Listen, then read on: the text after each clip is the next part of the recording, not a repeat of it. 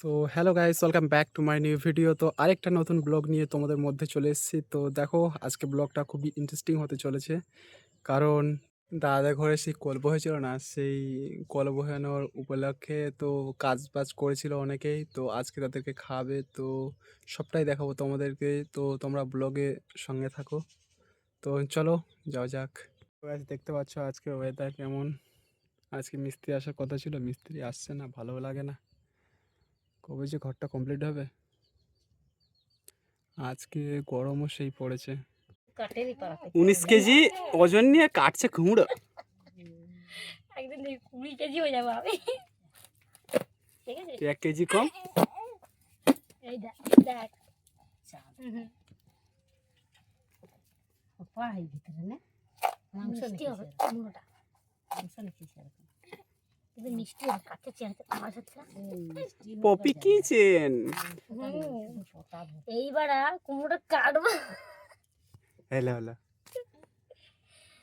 আর কি ওদের মতন চাষে সমান পার কি বলবো।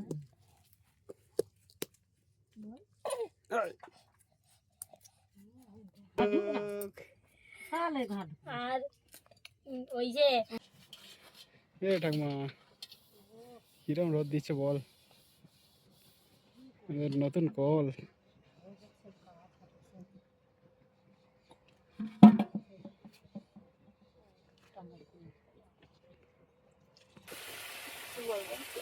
আজকে আমাদের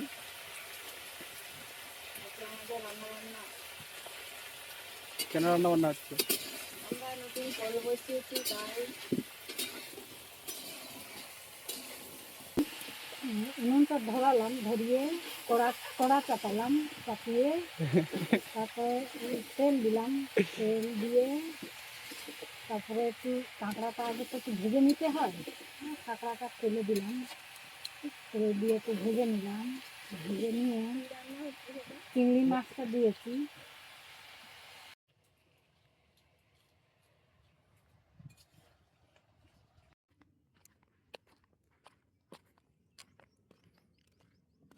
কি রোদ দিচ্ছে, রোদ ধুতু ধুতু করছে বাবারে। এইবার মনে হচ্ছে হ্যাঁ চৈত্র মাসের সেই রোদ দিচ্ছে। গাছগুলো দেখো কত সুন্দর লাগছে, এই গাছের তলায় বসে থাকতে কত মজা লাগবে। তো এত রোদ দিচ্ছে আর থাকতে পারিনি গরমে, চলে এসেছি একটু বসবো, বসে হাওয়া টাওয়া খাবো। এত গরমে থাকা যায় নাকি ওখানে। সো গাইস, এখন দুপুর হয়ে গেছে আর স্নান করা হয়নি, তো তাড়াতাড়ি স্নান করে নিই, যাবো মাঠের দিকে খেলা করতে। তো চলো স্নান করে নিই।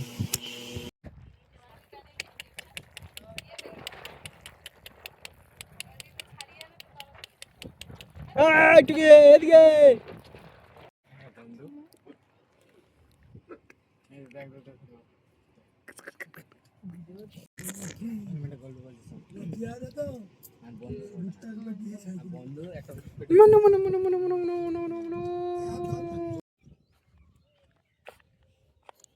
সো গাইস, দেখতে পাচ্ছ সন্ধ্যা সন্ধ্যা হতে যায়, তো খাওয়া দাওয়া করতে একটু লেট হয়ে গেছে, যার জন্য আর মাঠে যাওয়া হয়নি। তার গ্রামের দিকে যাচ্ছি একটু। সো গাইস, আজকের ভিডিওটা কেমন লেগেছে অবশ্যই কমেন্ট করে জানাও। যদি ভালো লাগে অবশ্যই লাইক শেয়ার সাবস্ক্রাইব করে দাও। সো দেখা হচ্ছে নেক্সট ভিডিওতে, ততক্ষণ বাই।